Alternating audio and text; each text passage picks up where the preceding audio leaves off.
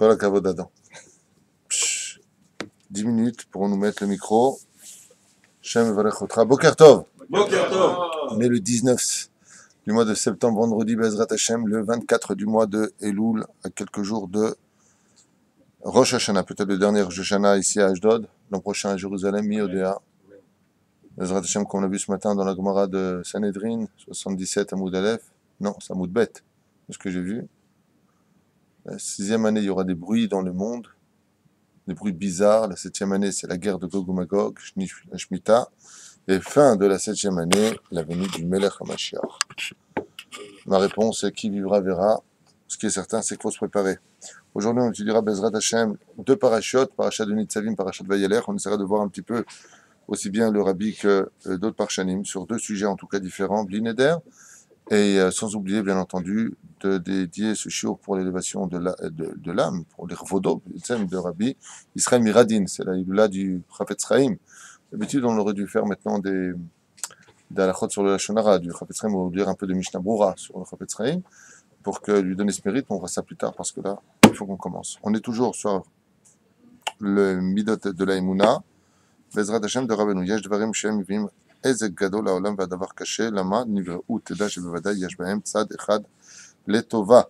Dans toute chose, même s'il y a du négatif, absolu négatif, il faut savoir qu'il y a toujours un positif qui ressort de cela. Et ça me rappelle un petit peu l'histoire de mon ami Stivo à Paris, à qui on a vandalisé sa voiture. Et donc, c'est quand même une épreuve très très dure quand tu viens et que ta voiture est tellement cassée dans tous les sens qu'on ne peut même pas te dire qu'on peut la réparer. Et voilà que je reçois un coup de téléphone plus tard d'une femme qui était malade, pour qui Steve avait dit, pour ta guérison, que Dieu me prenne quelque chose. Dieu lui a pris sa voiture et elle a pris cette femme-là qui était condamnée à complètement guérir, selon une nouvelle analyse qui avait été faite sur le compte-rendu des photos, comment on appelle ça, des radios, exactement. Donc tout est de telle sorte à ce que du mal sorte du bien. Les Chachamim ne nous disent pas exactement comme ça.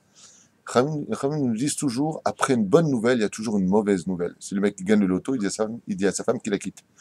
Ou alors, toujours après une mauvaise nouvelle, il y a toujours une bonne nouvelle. C'est la vie. Toujours comme ça. Mi sheyesh lo hana midibur shel apikoros afilu she'eino midivre apikoros al yedeze ba le'irure avoda zara. Tout celui qui jouirait d'une discussion avec un apikoros ou qui aimerait écouter un apikoros, qu'il sache que lui-même finira par faire de la avoda zara. Choisissez bien vos amis avant Rosh Hashanah. Il y a des choses qu'il faut remettre sur la table de Rosh Hashanah, les endroits qu'on fréquente, ceux qu'on a à la maison, les gens avec qui on parle, pour redémarrer Bezrat Hashem une meilleure vie, comme l'explique ici Rabbeinu, sans critiquer bien entendu quiconque. On avance dans 2 midot Bezrat Hashem de Rabbeinu Nissim. Hamasnu al kol asher lereinu. Lo alevelu alechem, Hamasnu, nous avons volé. Il dit ici, Hamasnu kol asher lereinu. Nous avons convoité tout ce que possédait notre voisin, nos amis. Hashadnu bircherim, nous avons douté des gens qui étaient cachers. C'est pour ça qu'il faut toujours faire attention à cela. Très souvent, on entend aujourd'hui, il y a beaucoup de bruit autour du Rav Ishaïo Pinto, que Dieu le bénisse. Nous, on n'en sait rien. La praklitout, pas la praklitout. Il y a Dieu pour juger, le Yodaïm. Pourquoi Hashadnu. Hashadnu veut dire, nous avons douté de ceux qui étaient cachers. Franchement, moi, personnellement, je ne sais pas s'il est cacher ou pas. J'en sais rien. Il n'y a que Dieu qui sait. Je n'ai pas ma boule de cristal avec moi. Dieu, il sait. C'est pas la barbe du chapeau qui font les choses. Mais on n'a pas le droit d'avoir de doute sur une personne si on n'est pas sûr à 100%. Pour l'instant, le Yedem Kloum. Ni sur lui, ni sur les autres rabbanim. Le Yedem.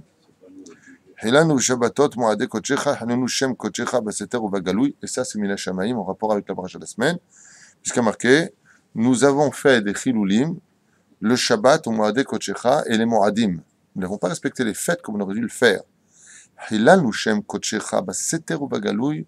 Et nous avons trahi, ou plutôt désobéi aux lois de la Torah, dans le respect des fêtes juives. Et là, d'un coup, il y a quelque chose en plus de bizarre. On nous dit Baseter ou Vagaloui. Qu'est-ce que ça veut dire exactement? Que ce soit dans le secret des choses ou que ce soit de façon dévoilée.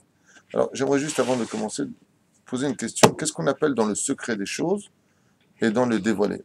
D'après vous, comment vous traduisez? On a fait des choses par paressia. On a fait des choses befaressia, c'est-à-dire en public, ouais. public, ou Ouais. des choses dans notre chambre, ou dans un endroit qu'on pense qu'on est tout seul, et personne On on voit. pense qu'on est tout seul. Alors regardez, un parachat de Nitzavim, bizarrement, L'autre, l'histoire. voilà, exactement. Ici, dans le parachat de Nitzavim, on a deux parachutes. Vous le sachez, Nitzavim, et on a le parachat de Vayelech. Dans Nitzavim, on va voir un petit peu ce qui se passe ici, puis Vayelech, on nous parle aussi essentiellement du départ de Moshe Rabbeinu, Bezrat Hashem. Alors, l'année dernière, on avait fait un shiur sur les midrashim de la mort de Moshe Rabbeinu, comment Moshe Rabbeinu a quitté ce monde, on ne va pas revenir dessus aujourd'hui. À propos de Anistarot, l'Hashem et le Kenu Vaniglot Lanu, Ulvanenu Adolam, qui veut dire que les secrets sont pour Dieu, par contre le dévoiler est pour nous et pour nos enfants jusqu'à la fin des temps. Data Mefarshim explique ça de plusieurs façons. Il y a plusieurs façons de comprendre ce que cela veut dire de travailler pour Hachem. Avant de commencer ce commentaire, j'aimerais vous expliquer trois caractéristiques qui existent aujourd'hui à travers trois religions. Il y a ceux qui, dans leur façon de vivre leur vie, préfèrent être ceux qui voient Dieu, mais qui ne peuvent pas être vus par Dieu. C'est-à-dire, quitte à se créer une statue, un symbole d'extérieur, tu vas dans leur temple, tu verras un Dieu, Vodazara. Mais ce Dieu-là ne les voit pas eux, dans leur religion. C'est-à-dire que si je viens pour le voir, et que je fais mes tachanounim là-bas en disant, vous savez, mon père ou autre chose, j'ai fauté, c'est parce que je suis venu te voir que je suis obligé maintenant de me dévoiler. Mais une fois que j'ai fini ma confession, je sors à l'extérieur de mes murs, là où je me trouve, je considère que Dieu ne me voit plus. Donc, que ce soit la prostitution, la mafia, le vol, l'arnaque, tout ce qui peut tourner autour de cela, sont des gens qui sont persuadés que Dieu ne les voit pas. Et pourquoi je dis simplement qu'il faut parler de ça à l'extériorité? Parce que dans le monde juif, quelqu'un peut être né de mère juive et avoir une kippa sur la tête et ne pas réaliser qu'il se conduit comme un Oved Avodazara. Et c'est quoi cette notion d'Avodazara? C'est celui qui croit qu'à l'extérieur de son temple, de sa synagogue, de son église ou d'ailleurs, ouais, Dieu ne le verra pas. Comme c'est marqué dans la Torah, paracha qu'on a lu, les yeux de Dieu sont posés des Israël du début de l'année jusqu'à la fin de l'année. D'accord? Mais vous verrez que tous les télim, toute la Torah parle essentiellement du regard de Dieu. Alors ça, c'est le premier trait de caractère qu'on a dans le judaïsme. Ceux qui croient, qui sont persuadés qu'Akadosh Baruch Hu ne les voit pas là où ils sont, ouais, mais quand ils viennent le voir, ils sont persuadés que Dieu les voit.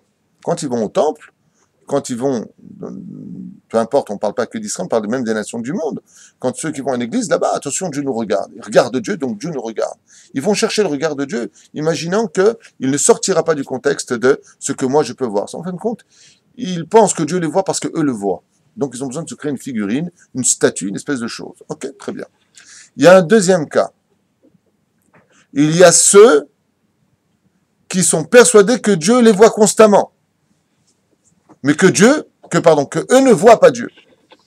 Ça aussi, ça crée une religion, tout simplement, où on a tellement peur d'être vu qu'on va tout cacher.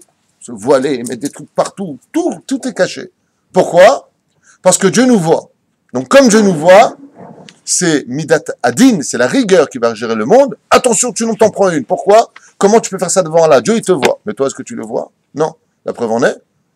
Je peux quand même violer, je peux quand même tuer, je peux quand même faire ce que je veux, je fais ce que je veux là-bas. Moi, je vois pas Dieu, mais Dieu me voit.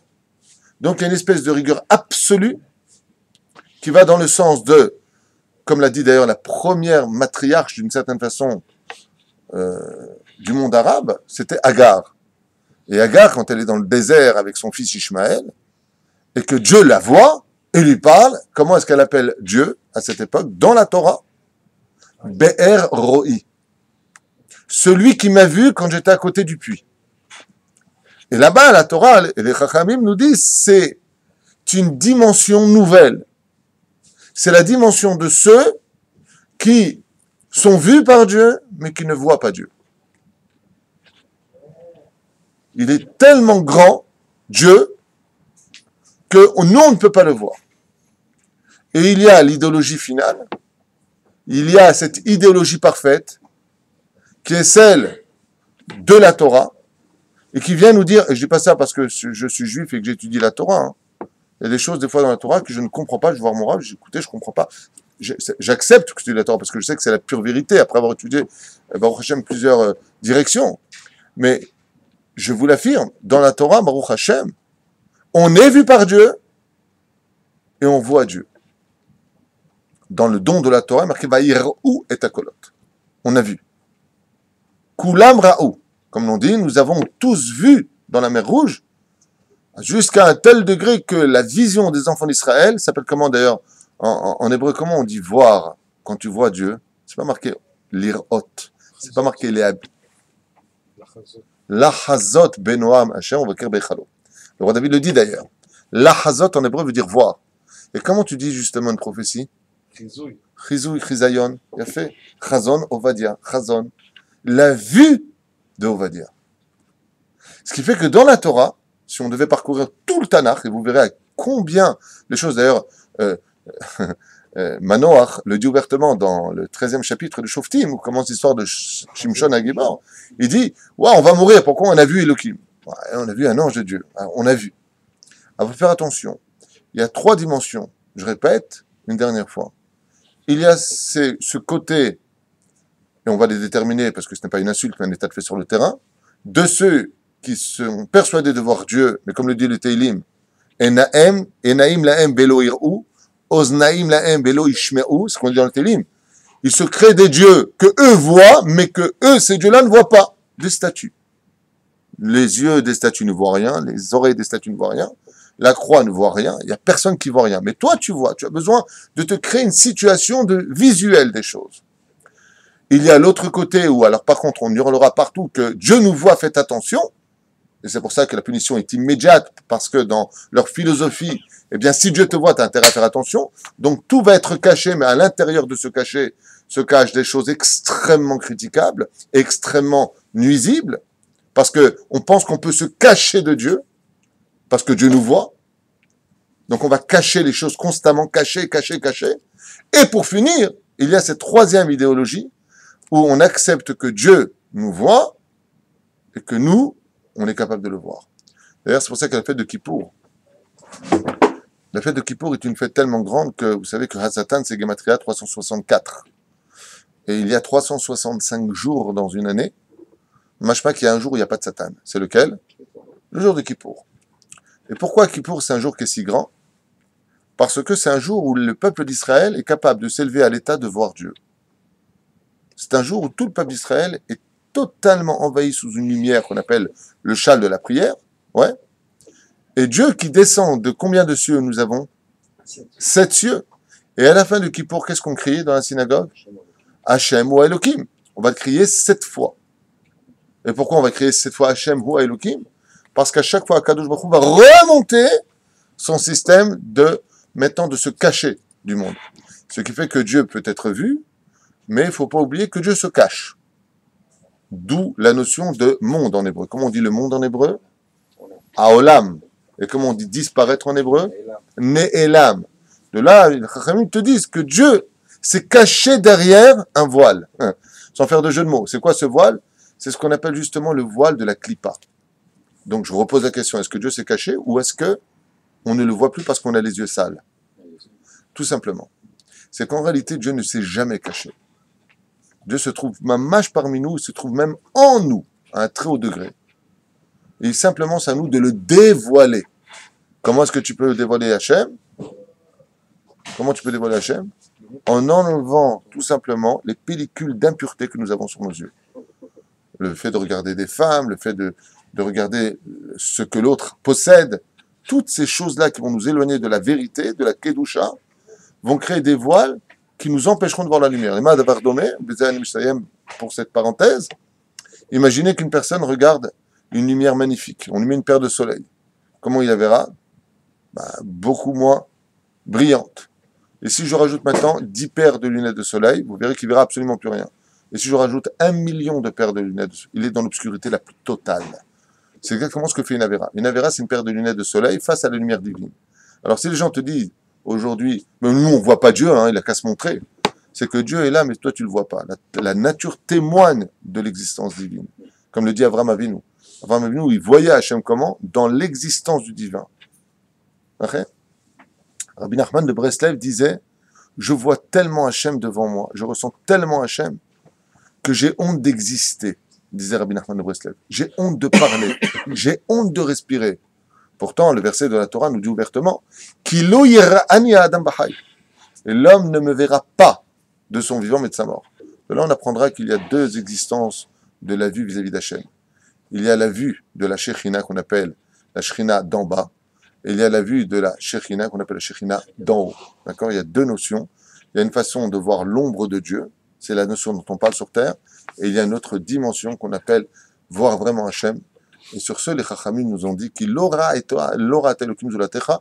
Personne à part Dieu n'a vu cela, car on parle justement de l'émanation elle-même de Dieu, car Dieu n'est pas une émanation, Dieu n'est pas un feu, Dieu n'est pas une lumière, il a créé tout ça. Mais ça, c'est un cadeau qui est réservé uniquement pour les tzadikim.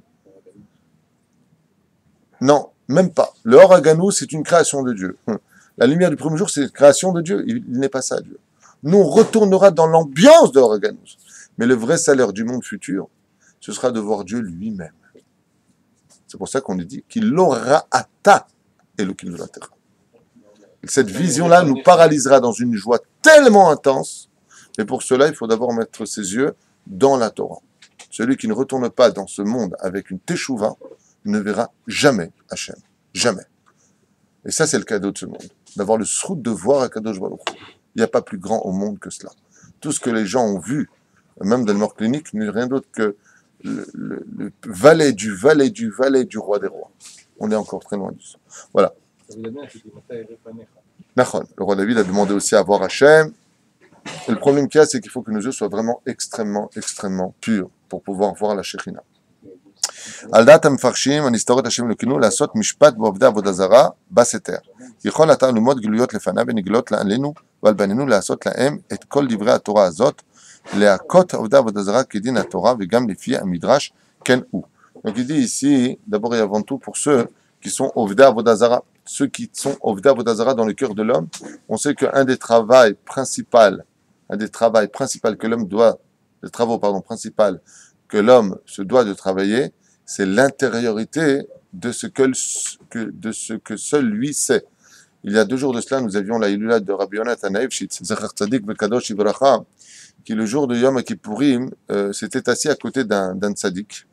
Pourquoi un tzaddik à ses yeux? Parce que cet homme-là cessait de pleurer à Kippour, il cessait de lire son livre comme ça, il priait avec tellement de ferveur, il a dit, je vais avoir le srout de m'asseoir à côté d'un homme pareil, qui est 100% dans la Torah, et puis voilà que le Bédo le fait monter en 4e position à la Torah, et lui fait un scandale en lui disant, comment, un homme comme moi, aussi saint que moi, tu me fais monter dans une telle position, et le Bédo en prend plein la tête, et se fait humilier en public, avec des hurlements qui ne cesseront jusqu'à la fin de la prière, et le Rabbi Yonatan Eifshitz, elle était totalement apeuré par rapport à ce qu'il venait de voir. Il dit, mais c'est pas possible, comment d'extérieur on peut être comme ceci, et comment d'intérieur on peut être comme cela.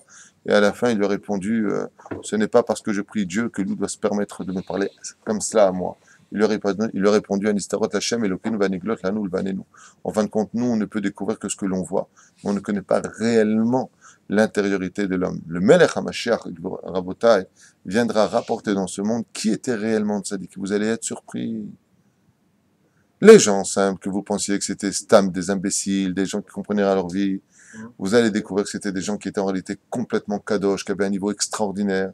Et les gens que vous croyez qui étaient, ouh, celui-là c'est tzaddik, celui-là, ouh, c'est tzaddik. En réalité, c'était un rachat gamour, va'afechad lo yoda mizeh, un istarot, l'Hashem Elokeinu. La reine dit un des travaux principaux, Bezrat Hashem Shadam Yaket Atzmo. C'est pour ça que quand on vient pour taper la poitrine, on pense à la pnimiout du cœur, frapper l'intériorité de l'homme, Anistarot Hashem Elokeinu. Autre explication à propos de cela qui nous dit, Mazé Anistarot Hashem Elokeinu glot lanu vanenu. Il y a les mitzvot et il y a ce que nous ne comprenons pas. Toutes les mitzvot de la Torah, on dit les parshanim, ont des explications pour lesquelles on pourrait se satisfaire d'accomplir le mitzvot avec plus d'enthousiasme et de kiff. Par exemple, pourquoi on fait ça à Shabbat? Pourquoi on n'a pas le droit de faire ça pendant le même temps? Donc tu peux avoir des explications. Comme quelqu'un m'a dit, est-ce que j'ai le droit de déposer sur ma plaque électrique, vous savez, les plaques électriques, ma marmite, pour qu'elle puisse chauffer? Alors je lui ai dit non, tu peux pas. Pourquoi tu peux pas? J'ai une explication. En réalité, les choses vont beaucoup, beaucoup plus loin que ce que nous comprenons. Anistarot Hashem Elokeinu veut dire que même si toi, tu as attrapé l'extériorité du monde des mitzvot, il y a des choses qui vont beaucoup, beaucoup plus loin que ce que l'on pense. L'explication encore plus connue que je vous donne tout de suite, Mazé Anistarot Lachem Elokeinu, C'est-à-dire que quand on voit la justice que nous avons l'habitude de voir et d'observer, ce que nous comprenons avec nos yeux, entendons avec nos oreilles, on ne comprend pas pourquoi celui-là qui a tellement peiné, tellement souffert, tellement donné, il a rien. Ouais, il y a des gens qui s'occupent comme beaucoup d'amis autour de nous, beaucoup des gens, ils s'occupent d'eux, ils veillent sur eux, ils vont apporter, ils vont trouver des solutions pour eux. Et sur eux, le verset nous dit, Asandala Rolech Yachef, le cordonnier qui répare les chaussures de tout le monde, lui, par contre, il marche pieds nus, le pauvre. Et là, on a envie de dire, mais je comprends pas. C'est exactement ce que veut dire le texte. Anistarot, l'Hachem Elokeinu. Si nous avions les réponses des secrets de ce monde, Inematov-Manaïm, mais qu'est-ce qu'on peut voir, nous? Que ce que nos yeux peuvent voir. Et là, les Chachamim te disent, attention, car en réalité, il y a au-delà de ce que tes yeux peuvent voir, une situation qui t'est restée cachée, comme cette fameuse histoire de Eliyahu Hanavi avec Rabbi Yoshua ben Levi, qui lui dit, je ne comprends pas ce que cela veut dire, la justice de Dieu. On ne voit que des injustices sur terre, apparemment, si on n'a pas d'explication. Eliyahu Hanavi, vous vous rappelez de cette histoire très brièvement, lui avait dit, viens avec moi, et il lui a montré l'histoire de la ferme où ils sont allés là-bas, comme ça, sur la route, à la condition où il ne réagirait pas, il ne parlerait pas, il ne dirait rien. Vous vous rappelez de cette histoire? Ouais? Bon, j'ai fait à toute vitesse, elle est tellement connue que, ouais, non, à toute vitesse comme ça rapidement. Rabbi Yoshua ben Levi, il n'arrivait pas à comprendre Dieu en disant, mais je comprends pas, nos yeux voient des choses et il se passe exactement le contraire de ce que l'on aurait pu penser. Alors il vient avec moi, je vais te montrer, mais ne parle pas, ne pose pas de questions. Ils arrivent dans une ferme et là-bas il y a une femme qui les accueille, Baruch Hashem, avec tout le respect dû à de grands rabbanim, le mari qui était mourant dans son lit et ils ont été accueillis vraiment comme des rois en leur donnant tout ce qu'ils possédaient. Et voilà qu'avant de partir, Eliyahu Hanavi Zachor Tov regarde la seule unique vache que le couple possédait et il fait un geste de la main en lui souhaitant la mort. Et cette vache meurt sur le coup. Et là, Rabbi Yoshua ben Levi est outré. Ensuite, ils vont dans une autre ville.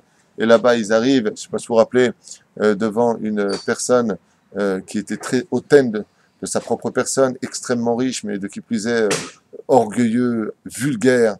Et ils les accueillent sans aucun égard, sans aucun respect. Dans une situation, Hachem Mishon Verachim leur dit simplement asseyez-vous en dessous des escaliers, ne me dérangez pas, je fais des travaux dans ma grande villa et ma piscine. Et là, on a vu Zachor le Tov, il se retrouve là-bas sans manger, sans boire, sous un escalier avec Rabbi Yoshua ben Levi, et en quittant l'endroit, alors que les ouvriers avaient laissé la moitié du mur se monter, eh bien, pour réparer le mur, eh bien, il donna un ordre à un ange qui construisit totalement le mur, et en fin de compte, il a fini tous les travaux en nuit. Et là, Rabbi Yoshua ben Levi commence à avoir les boules, parce qu'il dit, je comprends pas, alors les pourris, tu leur arranges leur vie, et les méchants bien, tu leur pourris leur vie. Ça va pas, ça va pas. Anistarot, Hachem Elokeinu lui a dit, tais-toi. Des choses que tu comprends pas. Et puis pour finir, il arrive dans une synagogue comme ça là-bas où tout le monde, la femme avec la vache, la seule chose qu'elle avait c'est sa vache Marguerite qui donnait du lait, qui était la seule chose qui pouvait les nourrir encore. Elle vendait des petits fromages pour se nourrir, pour acheter de la viande pour les fêtes. Alors la vache elle meurt. Là, celui-là, il fait ses travaux, il est multimilliardaire, il finit ses travaux en 2 secondes. Ils arrivent dans une bête Knesset où là-bas ils ont été accueillis comme on accueille des cailloux. C'est-à-dire vraiment en fin de synagogue, personne ne leur propose de venir le Shabbat Kodesh, pas un regard, Eliyahu Hanavi Zachor le Tov Motzei Shabbat, ils sont restés assis sur le banc toute la journée du Shabbat. Il vient et il bénit tous ceux qui sont dans la synagogue. Yiratzon, Shikulcham Tiyul Rachim, vous soyez tous des grands dirigeants dans cette synagogue. Tov. Eliyahu Hanavi ne tient plus le coup, et après ils arrivent dans un autre petit village, où il y a une synagogue, et là, un village très pauvre, tout le monde leur propose de venir à la maison, les accueille parfaitement, beaucoup de chesed, beaucoup de Torah dans cette ville. Et là, Eliyahu Hanavi Zachor le Tov, il leur dit, Yiratzon, que un seul d'entre vous sorte le grand leader de cette synagogue, celui qui dirigera cette synagogue. Et là, Rabbi Yoshua ben Levi, il craque. Il dit, je comprends pas. Il dit, je t'explique. Tu vois, cet homme qui était malade, mourant dans son lit, l'ange de la mort se tenait près de lui. Toi, tu l'as pas vu. Étant donné qu'ils ont fait la misva de Achnasat Olchim, ils nous ont accueillis avec amour, ils nous ont accueillis avec respect. Alors je dis à la vache, ne tue pas le mari de cette femme, faut pas qu'elle soit veuve, elle aime tellement son mari. Prends sa vache, en capara. Ah, Shavani Mevin. Après qu'il a dit la même chose pour le riche, pourquoi il le dit, mais pourquoi vous l'avez béni, pourquoi vous avez fini les travaux? Il dit, parce que cet homme-là, toute sa colère vient du fait que son père lui avait laissé un héritage incommensurable de pièces d'or qu'il n'a jamais trouvé, et ces pièces d'or se trouvaient dans ce mur qui était en réparation. Alors il voulait le monter, lui. Si je les avais laissés, le lendemain, ils les auraient trouvés. Alors j'ai monté le mur. Chez Lo, Yelo et Asrut, Limtso et Azahav, qu'il n'ait pas le mérite de trouver cet or-là. Et nous, qu'est-ce qu'on a vu de l'extérieur? Il a fini sa villa. On lui finit sa villa, il a laissé dans sa colère jusqu'à la fin de sa vie. Pourquoi? Mais où mon père, il a mis son argent? C'est certain que c'est ici. Il lui a dit, tu ne le trouveras pas. Alors, pourquoi la synagogue tous des dirigeants? Il dit parce qu'un corps qui a 10 têtes ou 100 têtes, c'est un corps qui finira par se battre. Parce que quand on a plusieurs dirigeants sur une seule et unique communauté, tu peux être certain que ce sera la guerre. Étant donné que vous n'avez pas de respect, vous n'avez pas de shalom pour ceux qui viennent dans votre communauté, alors vous n'aurez pas de shalom au sein même de votre communauté. Et maintenant, on comprendra pourquoi, pour la dernière synagogue, il les a bénis en disant que vous n'êtes qu'une seule tête, un seul dirigeant, mais Pe'echad, que tout le monde désire comme étant le dirigeant. Et c'est ce que vient nous enseigner ici le Nebuchadnezzar Tov. Mazen istarot Lachem Elokenu, l'anul vanenu bezrat Hashem. Nous, on peut le voir que ce qu'on peut comprendre par rapport aux données que nous avons, mais dans les réincarnations, dans la vie de tous les jours, il n'y a que Dieu qui comprend pourquoi une personne fait tchouva, ça vient le moment bien. Pourquoi une personne qui vient et il a eu des enfants avec une non-juive, ils étaient très bien, le jour où il a converti au judaïsme, il a un enfant handicapé, c'est quoi tes comptes Hachem? Quand on avance vers toi, les choses sont compliquées, on n'a pas de réponse. Anistarot, l'Hachem Elokeinu. Ça, c'est que l'Hachem Elokeinu, c'est Doraïta. Nous, on ne comprend pas. À Ramban, il dit comme ça, donc, Ken istarot em chataim, en istarot mina osim otam, כמו שכתוב ישיות מייבים להסתרות נקני וכו' וכו'. ואפשר לפרש הנגלה לנו ולנו, כי כל התורה ידועה לנו וכל דברי היהדות העומדים לפנינו שולחן ערוך, יש עלינו לעשותם נגלים עוד יותר, לפרסם בעולם היהודי כדי להגדיל תורה לאדירה, להפיץ מעיינות התורה החוצה. Et là, il y a une autre explication qui est donnée ici, très intéressante, qui dit qu'en réalité, il y a des moments dans ce monde où il faut dévoiler les secrets qui sont chez Dieu. Des fois, il y a des secrets qu'on n'a pas, on appelle la Kabbale. La Nigalot, la Torah Niglé, il y a ce qu'on appelle la Torah découverte, celle qu'on peut comprendre. Et il y a la Torah Nistar, qui veut dire la Torah cachée, ce qu'on appelle le sod de la Torah. Il y a des moments où il faut apporter cette Torah-là aussi aux enfants d'Israël. Arrêtez de raconter que des choses qui sont extérieures aux explications de la Torah, mais il y a des moments qui appartiennent au monde du sod, donc le secret de la Torah, que seul Dieu réserve chez lui, car comme disait Manitou, Mazem Mekoubal, c'est celui qui a été accepté par Dieu dans les explications les plus profondes de la Torah. Mekoubal, Kabbalat Panim, c'est quoi? C'est la réception. Est-ce que tu as été, accueilli par Akadosh Baruch Hu pour dévoiler ces secrets-là? C'est pour ça qu'avant, on enseignait la Torah entre l'élève et son maître, ensemble dans une pièce cachée. Là-bas, ils apprenaient comme Rabbi Shimon Bar Yochai avec son fils Rabbi Elazar dans la grotte. C'était entre eux. Et qu'est-ce qu'a fait Rabbi Shimon Bar Yochai? Il a dévoilé les secrets de Dieu. C'est ce qu'il dit ici. Anistarot Lachem Elokeinu, vaniglot lanu vanenu. Ah, ou sens contraire. Et des fois, il faut savoir dévoiler à nos enfants ce qui a été caché pour que Bezrat Hashem puisse mieux vivre cette Torah-là.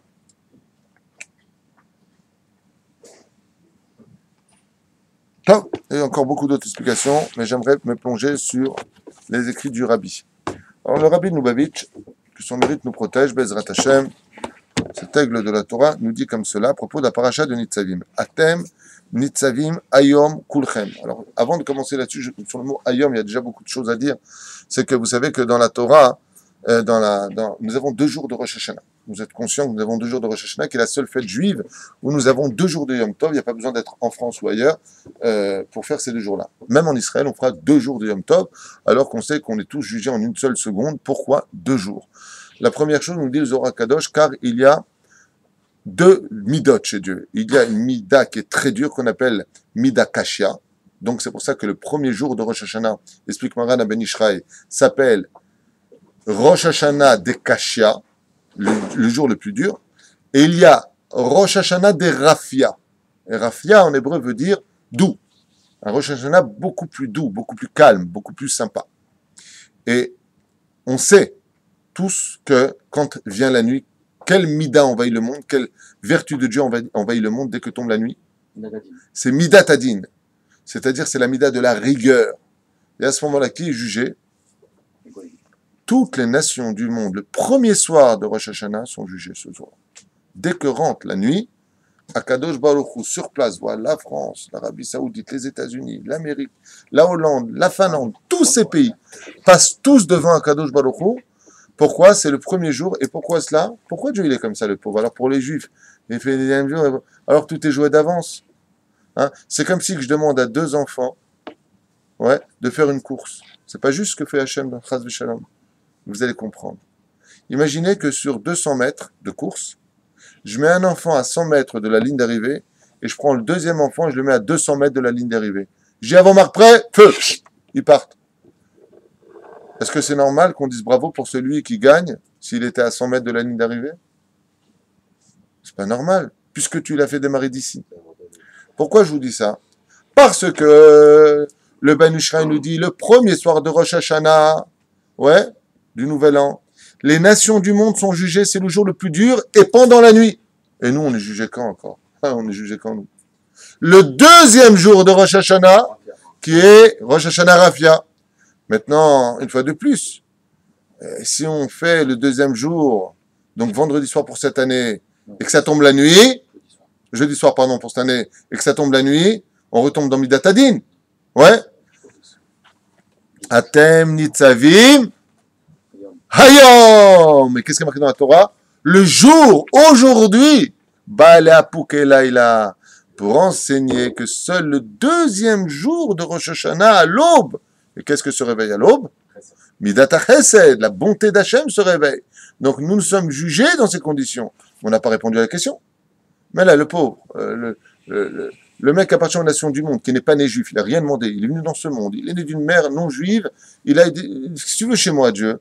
Qu'est-ce que tu veux chez moi? Pourquoi moi je serais jugé dans de telles conditions où je suis jugé le premier soir de Rosh Hashanah? Ouais. Et en plus, au moment le plus difficile quand tu es en colère. Pourquoi tu me fais ça, Hachem? Ouais. C'est quoi son... Non, lui, il part en retard. C'est la réponse. Chazak ou Baruch. La réponse vient du fait de la quantité de ce que Dieu attend de toi. C'est-à-dire que celui qui en réalité part à 100 mètres de la ligne, ouais, il a 613 poids à lever. Donc, celui qui part maintenant de 200 mètres de la ligne, il a 7 poids à lever. Donc, en réalité, qui est le plus avantagé? Celui qui part à 100 mètres de la ligne, mais qui a 613 kilos à porter, à traîner avec lui, ou celui qui part à 200 mètres de la ligne, effectivement, mais il a juste 7 kilos à porter avec lui. Les nations du monde ont 7 lois de Noé à respecter. Ils ont le monde futur, ils ont le Olam Haba, ils ont tout ce qu'ils veulent. Ouais. Mais nous, on en a 613 plus 7 des Rabbanan. Donc nous, c'est normal qu'on soit jugé de façon logique dans des moments préférables pour nous. Vous comprenez? Deuxième explication que nous donnent les sages, c'est parce qu'en réalité, alors ce que je veux dire va être très certainement très chauviniste, hein, c'est mec, les juifs, toujours des trucs pour les juifs. C'est un état de fait sur le terrain, ce que dit Agmara dans Maseret Brachot. Ça vous a pas attendu, ça a été écrit à plus de 2000 ans. C'est que quand les enfants d'Israël ne se comportent pas bien, c'est parce que les nations du monde les assimilent à leur culture. Comme c'est marqué, Vera'anu ha-mitzrim. Ils nous ont fait du mal à nous, les mitzrim. C'est quoi du mal à nous? Ils nous ont rendu eux-mêmes goïm dans la façon de nous comporter. Alors bien entendu, ça se discute. Il y en a un qui m'a écrit, un musulman qui m'a écrit un message que j'ai beaucoup apprécié. Et j'avais envie de l'envoyer, effectivement, 1-0 la balle au centre. Il m'a envoyé, il m'a dit, vous critiquez beaucoup l'islam pour l'assimilation, qu'on vient prendre les jeunes filles juives. Mais au lieu de regarder, en d'autres termes, les femmes musulmanes ou les hommes musulmans, vous n'avez qu'à dire à vos filles juives de ne pas s'assimiler à nous. Alors, c'est vrai, il a raison dans ce qu'il dit. Moi, je ne suis pas quelqu'un qui me cache derrière un principe. Hein. Tu as raison. Celui qui m'a écrit ça, une personne que j'aime beaucoup d'ailleurs, parce qu'il a des messages très sympathiques, qui cherche la vérité, c'est ce qui m'intéresse. Qu'il soit contre moi, c'est son droit. Je m'intéresse à lui parce qu'il cherche la vérité. Donc, dans ce qu'il dit, je lui réponds, Atat Sodek, Bémet, tu sais quoi, tu as raison. On devrait nous aussi travailler plus notre éducation pour empêcher nos filles de tomber dans le piège. Mais ceci étant dit, n'oublie pas un détail. Enfin, moi, je te parle de ce que je connais ici. C'est que les filles tombent après maintes et maintes et maintes reprises des hommes qui leur tournent autour. Et là, c'est que la femme, elle est un peu girouette dans la tête. Elle est facile à convaincre. Donc, on a une part de responsabilité, mais vous en avez une aussi. En tout cas, c'est ce que dit la Gemara. Et la Gemara nous dit pourquoi Dieu il a envahi les nations. Pourquoi est-ce qu'il envoie des tsunamis? C'est marqué dans Maseret Brachot. Il dit parce qu'ils ont assimilé mon peuple à leur culture. Vous comprenez? C'est pour ça qu'une des plus grosses ordures qui n'ait jamais été créée, qui a tué beaucoup plus de juifs que Hitler lui-même, aussi dur soit-il à entendre, c'est pas Hitler. Parce que Hitler, lui, ce qu'il a fait, il marche Hitler, il marche il a tué que 6 millions de corps. Le plus grand assassin de l'histoire du peuple juif a été Napoléon. Et c'est pour ça que le Baal HaTanya, celui qui a écrit le Admor HaZaken, à l'époque de Nicolas, qui était le tsar de Russie, et Napoléon qui venait envahir la Russie, je ne sais pas si vous vous rappelez de cette histoire, mais Nicolas, était un tsar qui était extrêmement hostile aux Juifs. Il persécutait les Juifs. Et Napoléon avait fait un deal avec les Juifs de Russie. Si vous vous mettez avec moi, je vous sauverai, vous laisserez étudier votre judaïsme et tout ce que vous voulez. Vous pourrez sortir de vos ghettos avec moi. C'est la Russie libre, l'Europe libre. Faites ce que vous voulez, les Juifs. Ils sont partis voir le Admour Hazaken, le Balatania, et ils lui ont dit, qui on doit aider? L'armée du Tsar Nicolas ou l'armée de Napoléon? Et le Balatania Zatzal, il a regardé tous ses élèves, il leur a dit, vous vous engagez tout de suite dans l'armée de Nicolas. Surtout pas dans celle de Napoléon. Bien entendu, il a été critiqué. Je comprends pas. On a un mec, c'est un tyran. Il nous fait des pogroms, il nous tue. Tu veux qu'on aille servir dans son armée, donc qu'on le laisse à son règne, face à un mec qui nous promet la liberté absolue. Ils se sont levés contre lui. Il leur a dit, le Balatania, vous n'avez rien compris. Avec Nicolas, nous qui sommes comme des moutons un peu, ouais, ce sont des loups qui nous regrouperont constamment. On est tellement haïs qu'on ne peut pas s'assimiler à eux. Dès qu'on va dans leur quartier, sale juif. Donc on retourne dans nos quartiers, on se marie avec nos épouses, on étudie notre Torah. Ils nous forcent à rester fidèles à Dieu, parce qu'ils nous haïssent. Tandis que Napoléon, lui, ce qu'il propose, c'est l'extermination des juifs. Et il a réussi. Il nous a créé le consistoire en France, il nous a créé une grande cathédrale, une grande synagogue, il nous a mis le froufrou, avec les Napoléons qui ouvrent la porte, comme ça. Monsieur le grand président est appelé, celui qui vient avec sa voiture Shabbat derrière, sans faire de kitrouille, hein. Ah, il nous a assimilés à un tel point où tu as même des dirigeants qui sont avec des goyotes. Lui, il a ouvert les portes. Il a ouvert le Saint-Paul, le quartier de Paris, Saint-Paul, qui était un quartier, qui était un quartier froum. Personne ne sortait de là-bas. Il a ouvert toutes les portes. Et ces portes se sont tellement ouvertes que ça fait 80% d'assimilation parmi les goïms. Des gens aujourd'hui qui sont même plus capables d'écouter un rabbin faire un Dvar Torah. Des gens qui sont tellement assimilés que quand on parle de rabbin, au curé, c'est pareil pour eux. C'est la même chose. Soyez pas trop fanatiques, hein. Prenons quelqu'un de moderne. Vous savez, comment on appelle ça? Pas un libéral, mais il est philosophe, il est moderne, il est intellectuel. Prenons quelqu'un avec l'esprit très très ouvert, hein Christine, très ouvert, très ouvert. Voilà ce que ça a fait Napoléon. Napoléon, il a tué des âmes juives qui n'ont pas de monde futur et qui errent jusqu'à ce jour, dans des tikkunim qui n'en finissent pas. Alors Hitler, bien sûr, il nous a fait du mal, il le paiera lui et toute sa descendance, allez voir l'Allemagne. C'est pas fini. Aval, malgré tout, il nous a laissé tel quel. Des fois, il faut savoir choisir ses amis face à des ennemis. Le peuple d'Israël n'a qu'un seul ami, c'est Torah Mitzvot Masim Tovim. Et toute personne qui nous aidera à pratiquer nos mitzvot, quelque part, sera plus notre ami que celui qui se dit être notre ami, qui est là pour nous éloigner des mitzvot de la Torah.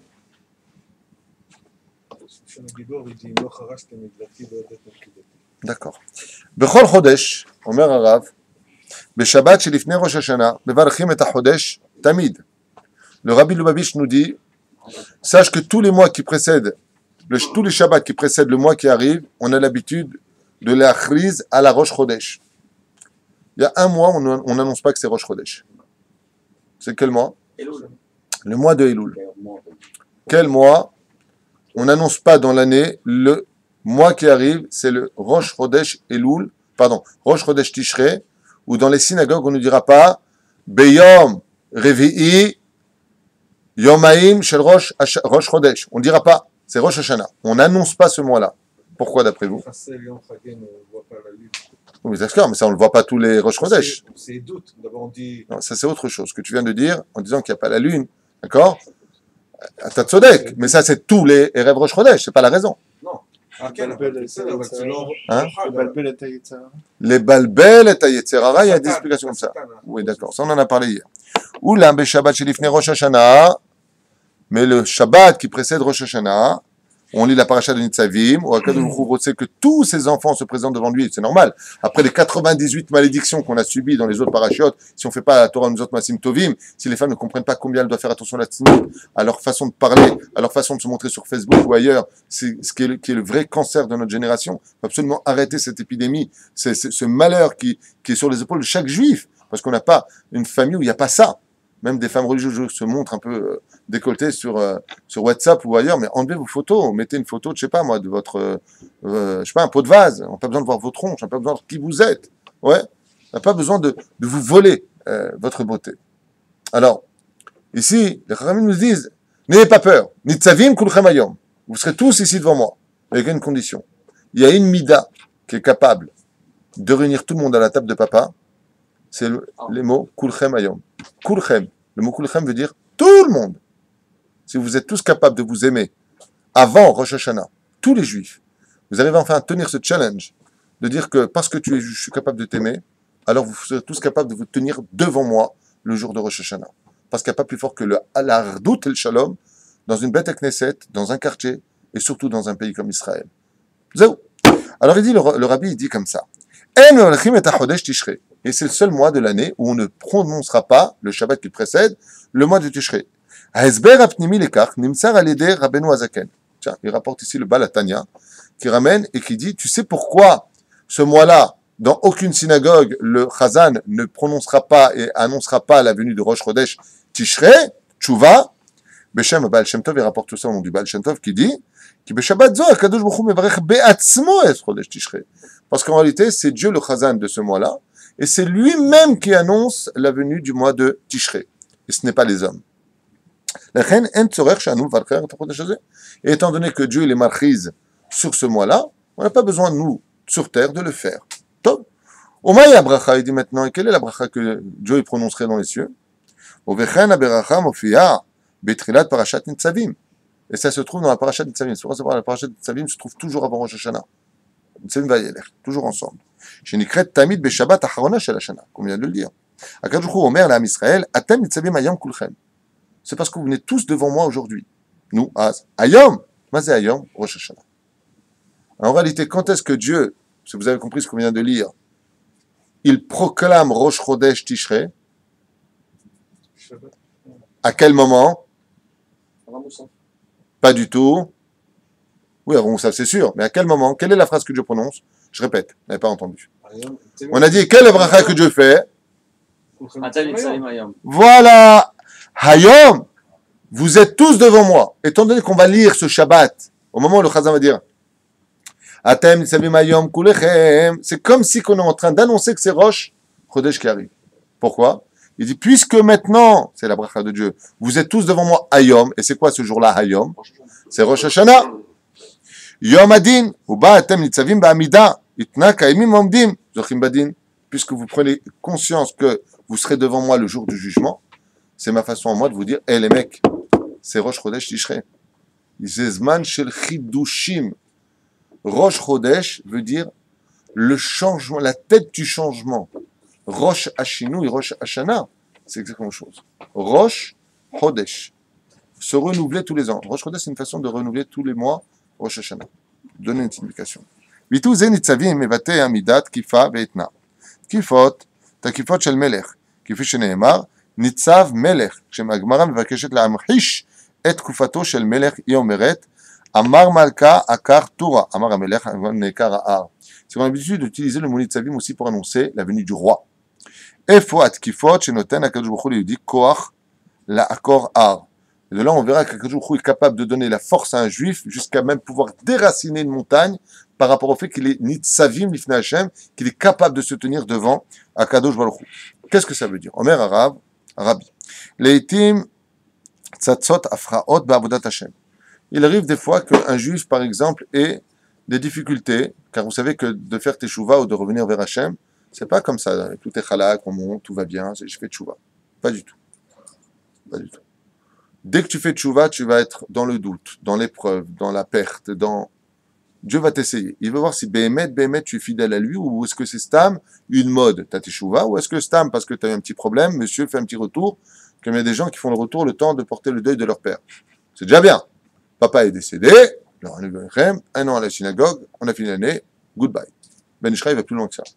Il a dit à ceux qui utilisent Dieu pour les bar mitzvot, les brit milot, les mariages, ezéou. Et bien entendu les deuils. Ezéou. Et il y en a qui disent quoi?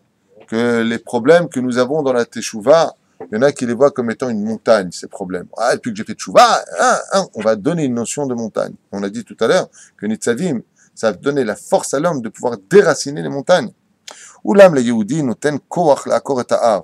Car en réalité, Dieu a donné à la force à chaque juif d'être capable de surmonter toutes les montagnes. Comme par exemple, pour moi, la plus grande épreuve dans la vie d'un homme, c'est quoi? Pour moi, ce que je dis, c'est en mon nom. Pour moi, j'estime, c'est mon opinion personnelle, parce qu'elle vient de la bouche de personnes qui l'ont vécu et qui me l'ont dit avec des larmes que je n'ai jamais vu verser pour une autre maladie. Hein? Non, il y a pire que des fois de perdre quelqu'un. C'est la solitude. C'est quand justement tu n'as plus personne autour de toi. La solitude est une montagne dans laquelle un homme des fois se trouve enfui, où l'obscurité est plus noire que l'obscurité elle-même. Tu sais plus où t'en es dans la vie quand t'as personne. Il faut jamais rester seul, même si on sait qu'un juif n'est jamais seul, mais il est très important d'avoir au moins un ami, surtout pour les fêtes Bezrat Hashem, surtout pour partager nos joies. C'est pour ça qu'il faut faire partie d'une communauté. J'en ai souvent parlé de cela. Pourquoi il est impératif à une personne d'avoir son rave, sa communauté? Parce que quand on sait par exemple qu'une femme elle est seule et qu'elle est en haut, alors les gens disent, ah tu es seul pour les fêtes, viens chez moi, tu te fais inviter. Ah moi j'ai envie de fréquenter personne, j'aime personne, c'est une erreur. Rabbi Nachman de Breslev il dit qu'être juif accompli, c'est d'être capable de vivre dans la communauté dans laquelle on est, avec les gens autour de nous, et de s'adapter. Bon, lui je sais qu'il est un petit peu lourd, je ne veux pas trop l'approcher, lui je sais qu'il est un peu nerveux, je sais qu'il ne faut pas lui dire ça, il faut savoir s'accommoder avec les gens. Et quand tu fais une fête, tu fais un mariage, tu sais qui tu peux inviter. Quand tu parles de ce monde, tu sais qu'il y aura du monde qui pensera à toi faire des teilim. Sois intelligent, vis dans le monde dans lequel on t'a créé. Et là, il nous dit à propos de Rosh Hashanah, le Rabbi de Lubavitch, qu'est-ce qui a marqué dans le verset? J'ai donné aux Juifs la force de déraciner la montagne. Et pourquoi on a besoin de déraciner la montagne? Le Rabbi nous dit, Yeshkan Diouk, faites attention dans le verset. Il n'y a pas marqué les salek et ta'ar, d'éloigner la montagne. Il y a marqué la accord et ta'ar. Accord, c'est-à-dire passer de le déraciner de sa place et non pas simplement le bouger. Klomar, l'aviron makom echad, le mishnahu. משמעות הרוחנית, הכוונה היא שיש ליהודי כוח לקחת את המכשול עצמו ולהעבירו לתחום הקדושה. Et qu'est-ce que ça veut dire réellement parlant quand on te dit de l'accord? On est en train de te dire que prends ce moment qui a été pour toi un éloignement du divin et ne le tue pas. Utilise-le pour la kedusha, fais-lui faire teshuva. Car plus grand est celui qui fait faire teshuva à ses forces du mal à lui que celui qui va tuer les forces du mal qui étaient en lui. C'est un niveau, dit le Rabbi, qui est beaucoup plus grand. Par exemple, quelqu'un qui avait l'habitude d'aller en boîte toutes les nuits, le mec il dit j'arrive pas à dormir de la nuit, vous allez voir, le jour il fait tchouva, il est tout le temps crevé le mec. À 10h, il est au lit. Il dit non, surtout pas. Ce mal qui était en toi, que j'arrive pas à dormir de la nuit, garde-le, bah, tu te dis la Torah la nuit. Tout comme tu arrivais à faire ta vie le matin, tu te levais vers 9h pour aller bosser, la nuit tu étais jusqu'à 4h du matin en boîte de nuit, tu gardes ces mêmes forces chez toi, tu vas étudier la Torah jusqu'à 4h du matin, et à 9h tu vas aller travailler. Ce que tu as été capable de faire dans les forces du mal, tu le laisses pour les forces du bien. Ne détruis pas.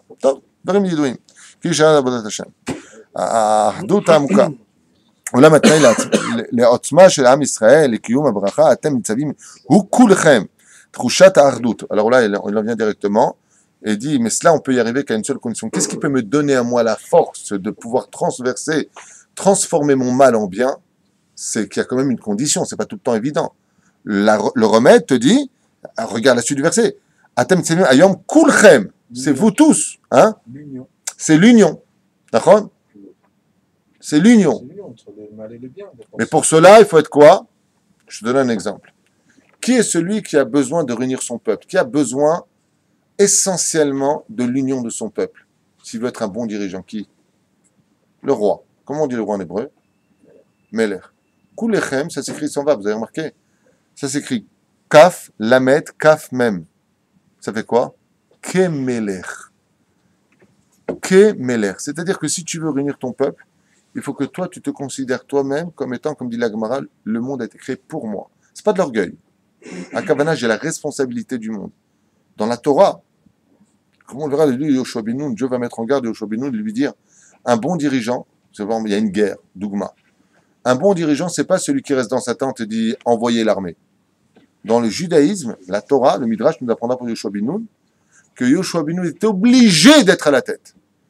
Il dit, Kadima, venez avec moi. C'est le roi qui est en première ligne.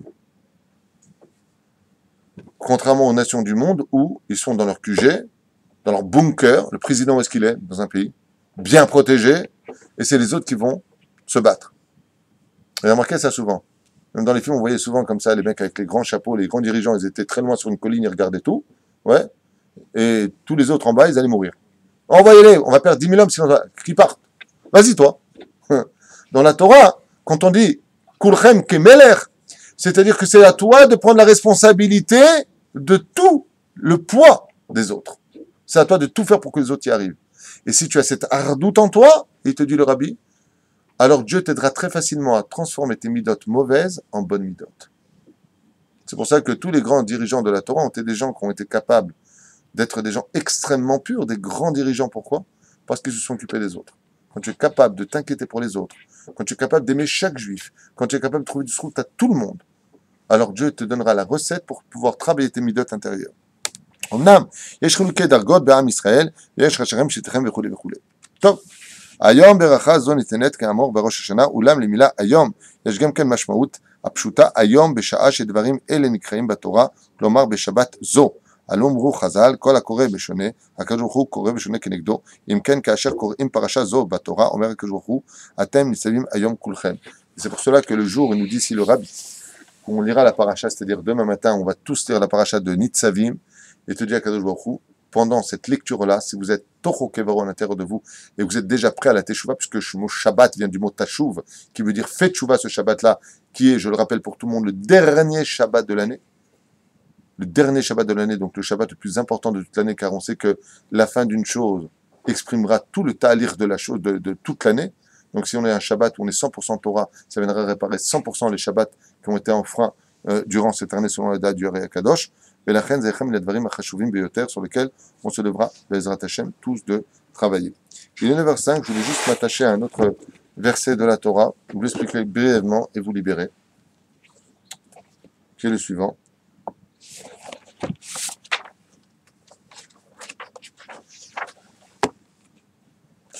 Re'e, donc nous sommes à parachat toujours de Nitzavim, Re'e, regarde, une fois de plus par rapport à ce qu'on a dit au début, Re'e, non pas entend, mais voit. Ouais. Natati lefanecha ayom, je t'ai donné aujourd'hui, et tachem ve'etatov, la vie et le bien, ve'etamavet ve'etara, et la mort et le mal. En deux mots, sans vous faire perdre de temps, qu'est-ce que ça veut dire? Zetalu beze im ze'atov, she'are elecha chaim, im tasera are elecha mavet, ve'kadum faresh, ve'oler ve'ach. Alors, écoutez bien, qu'est-ce que ça veut dire quand Dieu nous dit « Je t'ai donné la vie, je t'ai donné le bien, je t'ai donné la mort, je t'ai donné le mal ». De quoi est-ce qu'on parle? Ré, natati lefanecha ayom, je te donne devant toi tous les jours la possibilité de faire tes shuvas. Il dit Hachem. Et hayim ve'etatov. Qu'est-ce qu'on appelle la vie? C'est le bien. Qu'est-ce qu'on appelle la vie dans la Torah? C'est la Torah Shneimar. Et chaim hi la mahazikim ba. Tout celui qui vit dans la Torah, tout celui qui respecte Torah ou mitzvah dans ce monde, automatiquement trouvera la vie après. C'est pour ça que quand on va au cimetière, on appelle ça la maison du vivant, Bet HaChaim. Qu'est-ce qui est le bien dans ce monde? La Torah elle-même, chez Neymar, comme c'est marqué, qui est Kartov, Natati Lachem, Torah Alti Alta Azovu. Je vous ai donné le bien absolu, c'est l'étude de la Torah. Surtout, ne l'abandonnez pas.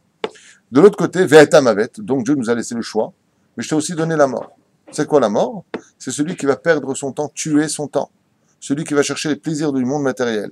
Vet Ara, et automatiquement le mal. De là, on apprend que le mal mène à la mort et que le bien mène à la vie. Contrairement à ce que l'on peut penser ou imaginer, tout celui qui se trouve dans le Tov, c'est pour ça que chez nous, vous avez remarqué que tout est Tov. Quand on a des héroïnes, qu'est-ce qu'on dit? Mazal Tov. Ça veut dire que les événements qui sont empreints de mitzvot, on dit toujours, j'ai un bébé, Mazel Tov, je me marie demain, Mazel Tov. Lama Mazel Tov al Kol Davar. Pourquoi est-ce qu'on dit Mazel Tov? Pour t'enseigner que dès qu'il y a une mitzvah, c'est automatiquement la vie qui se met à battre. Donc Zé Tov. Mais dès qu'on fait des choses qui sont mal, comme du Lachon Hara, on va parler d'une personne, ou faire détruire une situation à autrui, lui prendre sa femme, ou faire d'autres choses en ce monde, Zénikra Marami Maved, Zénikra Ra. Ra, ça veut dire les forces du mal, tout simplement. En deux mots, le bien. Vous l'avez très bien compris, c'est Rom Zot Masim Tovim, et le mal, ce sont les Averot. Akadosh Baruch Hu, tous les jours, il nous remet ce choix, de droite ou gauche. Je te donne la vie, je te donne la mort. Regardez la suite. Il te le dit dans la suite. Et moi, je te demande de faire Torah Mzot Masim Tovim. Écoutez bien la suite. Et tu vivras, Veravita, O Verachecha Hashem Elokecha Baaretz Asher Ata Ba Shama Lerishta. Et je finirai avec ça. Qu'est-ce que ça veut dire? Vechayeta, Veravita, O Verachecha. Alors je traduis. Et si maintenant tu suis mes préceptes et mes mitzvot, à moi ceux que je te donne, petit 1, 3 conditions. Et tu vivras. Ok, 1. Veravita, et tu multiplieras. 2. Oberachecha, Hashem et Lokecha Baaretz. Et donc je te bénirai, te dit l'Éternel ton Dieu, quand tu viendras sur la terre d'Eretz Israël. Et là on a un problème. Pourquoi? Parce que si on était honnête avec nous-mêmes, d'être religieux, ça ne donne pas spécialement une vie selon la logique des choses. What's gonna find? C'est après la mort que tout se passe. Ayom la sotam, kabel scharam. Quoique la vérité, on a tous une vie de qualité. C'est magnifique d'avoir le Shabbat en famille, des livrets Torah. La vie est belle. Je vous conseille d'aller voir des familles équilibrées, religieuses, Baruch Hashem, avec tous leurs enfants autour de la table. Ben, il y a de quoi avoir les boules. Les parents, comment ils se comportent bien, les enfants, comment ils embrassent la main des parents, quel respect les uns vis-à-vis des autres. La maman ne répète pas 2 fois une chose à son fils. C'est magnifique. Ben, moi, j'ai fait plusieurs Shabbats, j'ai des ultra-orthodoxes, moi j'ai des orthodoxes, tu vois un respect dans la famille, un amour, une joie dans les yeux des enfants. Comme a dit mon fils, là, il n'a jamais vécu à Bnei Brak, il est à Bnei Brak aujourd'hui, il m'a dit, papa, c'est une autre planète. Et tu sais ce que c'est, des hurlements de Torah, de joie dans toutes les maisons, comment ça chante dans la rue. Il m'a dit, à 2h du matin, j'étais en train de marcher comme ça pour visiter un peu Bnei Brak, dans toutes les rues. Hein. Il m'a dit, sur les bancs, c'est en train de se battre sur la Gemara. Et la Gemara qu'ils étaient en train de faire, je la connaissais, je me suis battu avec eux. On se connaît pas. On se connaît tous très bien. La Torah, c'est le point de rencontre de toutes les âmes juives. Ce que je viens de dire est très fort, j'espère que ce sera plus vécu qu'entendu. Alors, juste pour répondre à cela, pour finir avec ça, on raconte cette fameuse Gemara de Masechet Neila, Bedaf Yud Zayin Amud Aleph. Là-bas, on nous parle de Rabbi Shimon, Rabbi Reuven Astropoli, vous savez qu'il est parti pour annuler un décret. Et le décret, c'était pourquoi? C'est à cause de ces 3 choses-là. Écoutez bien, c'est très important comme Gemara. Il s'agissait d'annuler un décret pour lequel les Romains avaient interdit de pratiquer 3 mitzvot. La Mila, la Nida et le Shabbat. C'était les 3 mitzvot que les Romains avaient décrétés comme étant strictement interdits à un juif. S'il les mettait en pratique, il était mis à mort. Ça va jusque-là? Très bien. On a envoyé Rabbi Reuven Astropoli, il est parti là-bas. Rabbi Shimon Bar Yochai lui a dit, tu peux te raser, tu peux vivre comme un goy. Pourquoi? C'est pour sauver le peuple d'Israël. Et là, sur la chaîne, il y a le moment où on peut faire une avéra pour sauver le peuple d'Israël. Top, il l'a fait. Il est arrivé là-bas, et lui était très intelligent. Qu'est-ce qu'il a dit? Et je ne comprends pas. Si vous avez, alors on va reprendre dans le verset, Vechayita. Donc Chayita, c'est quoi? Hein? Non. Chayita, c'est quoi? On a dit 3, ils ont annulé. La Nida, la Mila et le Uvercha. Alors, il est parti voir, je ne comprends pas. Si vous avez des ennemis, vous voulez qu'ils soient handicapés ou vous voulez qu'ils soient en bonne forme? Et on veut qu'ils soient handicapés, ils ont dit, l'empereur a répondu. Les Hébreux, ils font la Brit Mila. S'ils font la Brit Mila, ils ont profil 97. Ouais. Donc, automatiquement, ils viennent déjà avec une opération depuis l'âge de 8 jours. Donc, ils sont plus faibles. L'empereur a dit, mais on est bête, on n'a pas pensé à ça. Obligation de faire la Brit Mila. Contre cela, il y a marqué Vechayeta. En réalité, je te fais vivre à 100%, il te dit Hachem. Ensuite, qu'est-ce qu'il a fait pour la Nida? Et si vous avez des ennemis, vous voulez qu'ils soient peu ou qu'ils soient très nombreux? Très très peu. Il dit les Juifs, leurs femmes et les Nida en général, pendant 2 semaines. Donc ça évite 2 semaines de relation pour avoir des enfants. Même si on sait que l'ovule, elle dure 3 jours. On va le méchaner. Il a dit, donc, il est préférable que les hommes avec leurs femmes le plus possible ou le moins possible. Après, il a dit le moins possible. Il a dit alors, qu'ils fassent la Nida. Et envoyez même des messages, attention, qu'ils fassent bien la Nida. Après, il a dit, mais on a été bêtes. Bien sûr, il faut qu'ils fassent la Nida, comme ça, il y aura moins d'enfants. Et là, il est marqué, Veravita, Mazé Veravita, beaucoup plus nombreux. Beaucoup plus nombreux. Vous voyez que c'est marrant. Mais normalement, celui qui va le plus possible avec sa femme, normalement, il a plus de chances d'avoir beaucoup plus d'enfants. Les gens qui respectent pas la Nida, qu'est-ce qu'ils ont? Un peu d'enfants. Et les religieux qui font la Nida parfaitement, même leur femme, des fois, pendant 3 semaines Nida, des fois 3 mois, là, c'est un mutant. Ouais. 6 mois, il devient curé. Ouais. Résultat des courses, qu'est-ce que ça vient de nous enseigner? Veravita. Les religieux, ils ont 12, 13, 14, 15, 16 enfants. Lama. Ah, tu veux dire, attends, mais ils se voient moins. Ah, si, maintenant, ils se voyaient tous les jours, comme on le voit dans des familles des mondes étrangers, des nations du monde. Je comprends qu'ils aient 20 enfants. Mais là, normalement, ça devrait être moins que celui qui n'est pas Shomer Nida, car les possibilités sont moins grandes, puisqu'il y a 2 semaines, oui, 2 semaines, non. Dieu ne te dit pas du tout, Vera Vita, je te multiplierai. Donc c'est encore antilogique. Et pour finir, il lui a dit, vous avez interdit le Shabbat, vous avez été bête. Quel est le jour dans le monde où on travaille le plus? C'est le samedi. Ouais. Les Juifs, ils veulent pas travailler samedi. Vous leur dites, vous ferez pas Shabbat, donc ils vont ouvrir leur boutique le samedi, donc ils auront plus d'argent pour acheter plus d'armes, engager beaucoup plus de mercenaires pour nous, se battre contre nous. Et donc c'est ridicule. Encore, il a dit, j'ordonne aux Juifs de respecter les 3 décrets que nous avons fait au sens contraire. Maintenant, la Gemara pose la question, enfin, Serbi Yehuda Tzadka qui ramène ça dans son livre Kol Yehuda, il dit, mais je comprends pas un truc. Bemet, ce qu'a dit Rabbi Reuven Astropoli aux Romains, c'est hyper logique. De là, la Torah vient t'enseigner que le peuple d'Israël, il est au-dessus de la nature. Nitzavim, Ayom, Kulchem, vous êtes tous au-dessus de la nature. Vous n'êtes pas comme les nations du monde. Chez vous, moins vous irez avec vos femmes, plus vous aurez d'enfants. C'est pas en rapport. Chez vous, vous n'êtes pas obligé de travailler le Shabbat, qui est le jour où vous travaillez le plus pour être riche. C'est marqué, Uverachecha, et Dieu te bénira, il te dit Hachem ici. T'as pas besoin de tout ça. La force d'Israël n'est pas dans la quantité, mais dans la qualité des choses. En une seconde, je peux te... Et donc, ils sont avec Chayeta, et tu vivras. C'est pas parce que tu as une Brit Mila que certaines personnes des nations du monde disent que c'est assez barbare. Pas du tout, au contraire. On vit mieux avec la Brit Mila. C'est ce qui est marqué. Je vous ai donné la vie, je vous ai donné le bien. Moi, je vous dis, choisissez ce chemin-là. Vous savez pourquoi? Parce que si vous choisissez l'autre chemin, et que vous vous comportez comme les nations du monde, le roi Salomon vous a déjà précédé. Qu'est-ce qu'il a dit dans Michelet? Donc, En chadash tachat hashemesh, aval me'al hashemesh yesh chadash. Il y a ceux qui vivent en dessous du soleil, ceux qui veulent aller selon la nature des choses. Je travaille pas, je mange pas. Je travaille pas le Shabbat, comment je vais payer les choses? T'as raison. Alors toi, je te mets dans les mains de la nature. Va bosser mon pote, parce que 224. Mais il y a celui qui a de la émouna, celui qui sait qui est juif, celui qui ne remet pas Dieu en question dans ses décisions. Dieu a dit qu'il faut monter en Eretz, faut pas travailler Shabbat, faut respecter Yom Tov. Moi, je respecte ce Dieu. Je te dis, fais ce que je te dis. Comme vient de dire Sagmara. Vechayita, ve'erbeta, ve'erachecha, Hashem elokecha. D'accord, je te donnerai tout ça avec une condition, c'est que tu sois capable d'avoir les yeux au-dessus du soleil, c'est-à-dire tu sois quelqu'un qui soit au-dessus de la nature, et tu verras que tu es bien au-delà de ce que toute logique pourrait apporter dans ce monde, car le peuple d'Israël est un peuple illogique dans son existence, tout le monde veut nous exterminer, et on est là, et Israël sera toujours là, Chav et Kayam, dans un pays hostile, où on n'a que du monde autour de nous qui veulent notre mort, du monde à l'intérieur qui veulent notre mort. Aval, on le chante, David Israël, Chav et Kayam, le peuple d'Israël vivra, et vous verrez que Bezrat Hashem, bientôt ce sera une belle Géoula, et que celui qui écoute Hashem, qui se vide de lui-même, qui est capable de se remplir d'Akadosh Baruch Hu, alors Béhémet, il aura ces 3 bénédictions sur lui à une condition, c'est qu'il n'en ait pas, lui, des conditions vis-à-vis d'Hachem. Kol Tov.